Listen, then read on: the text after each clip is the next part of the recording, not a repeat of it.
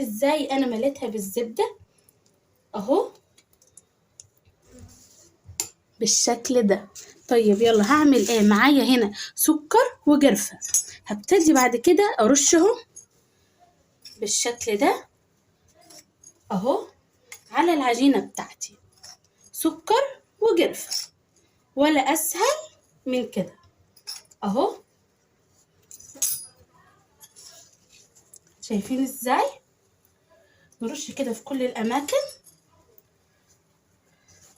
الله الله الله، شايفين ازاي؟ انا حبيت ان انا افردهم كده بايدي علشان يبقى كل الحتة جاهز عليها السكر والقرفة بتوعي. يلا كده كده تمام التمام. هبتدي الف كده بالشكل كده اهو، ده اهو اهو. صلوا كده على النبي.